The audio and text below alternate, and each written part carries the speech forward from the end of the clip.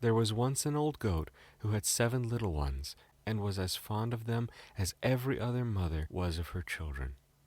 One day she had to go into the wood to fetch food for them, so she called them all around her. "Dear children," she said, "I'm going out into the wood, and while I'm gone, be on your guard against the wolf, for if he were once to get inside, he would eat you up, skin, bones, and all. The wretch often disguises himself, but he may always be known by his hoarse voice and black paws." "Dear mother," answered the kids, "you need not be afraid. We will take good care of ourselves." and the mother bleated goodbye and went on her way with an easy mind. It was not long before someone came knocking at the house door and crying out, Open the door, my dear children. Your mother has come back and has brought each of you something." But the little kids knew it was the wolf by the hoarse voice. "We will not open the door," Cried they. "You are not our mother. She has a delicate and sweet voice, and your voice is hoarse. You must be the wolf." Then off went the wolf to a shop and bought a big lump of chalk and ate it up to make his voice soft. And then he came back, knocked at the house door, and cried, "Open the door, my dear children. Your mother is here and has brought each of you something." But the wolf had put up his black paws against the window, and the kids, seeing this, cried out, "We will not open the door.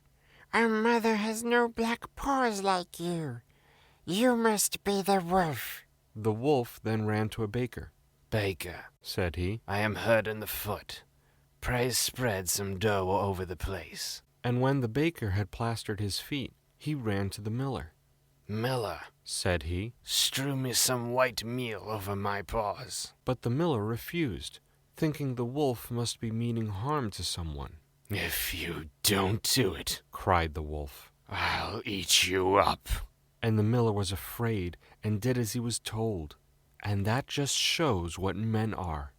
And now came the rogue the 3rd time to the door and knocked. "Open, children," cried he. "Your dear mother has come home and brought you each something from the wood." "First show us your paws," said the kids, "so that we may know if you are really our mother or not." and he put up his paws against the window. And when they saw that they were white, all seemed right, and they opened the door. And when he was inside, they saw it was the wolf, and they were terrified and tried to hide themselves. One ran under the table, the second got into the bed, the third into the oven, the fourth in the kitchen, the fifth in the cupboard, the sixth under the sink, the seventh in the clock case. But the wolf found them all, and gave them short shrift. One after the other he swallowed them, all but the youngest, who was hid in the clock case. And so the wolf, having got what he wanted, strolled forth into the green meadows, and laying himself down under a tree, he fell asleep. Not long after, the mother goat came back from the wood, and, oh, what a sight met her eyes! The door was standing wide open, table, chairs, and stools all thrown about, dishes broken, quilt and pillows torn off the bed. She sought her children. They were nowhere to be found.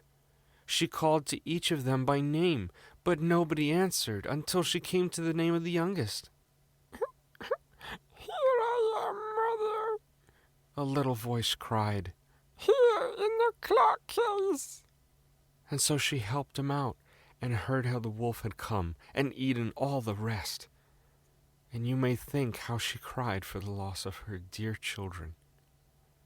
At last, in her grief, she wandered out of doors, and the youngest kid with her. And when they came into the meadow, there they saw the wolf lying under a tree, and snoring so that the branches shook. The mother goat looked at him carefully on all sides, and she noticed how something inside his body was moving and struggling. "Dear me," thought she, "can it be that my poor children that he devoured for his evening meal are still alive?" And she sent the little kid back to the house for a pair of shears and needle and thread. Then she cut the wolf's body open, and no sooner had she made one snip than out came the head of one of the kids, and then another snip, and then one after the other the 6 little kids all jumped out alive and well, for in his greediness the rogue had swallowed them down whole. How delightful this was! So they comforted their dear mother, and hopped about like tailors at a wedding. "Now fetch some good hard stones," said the mother. "and we will fill his body with them as he lies asleep." And so they fetched some in all haste, and put them inside him, and the mother sewed him up so quickly again that he was none the wiser. When the wolf at last awoke and got up, the stones inside him made him feel very thirsty, and as he was going to the brook to drink, they struck and rattled one against another. And so he cried out, What is this I feel inside me, knocking hard against my bones? How should such a thing betide me? They were kids, and now they're stones. So he came to the brook and stooped to drink, but the heavy stones weighed him down.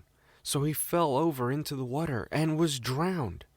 And when the 7 little kids saw it, they came up running. The wolf is dead, the wolf is dead. They cried, and taking hands, they danced with their mother all about the place.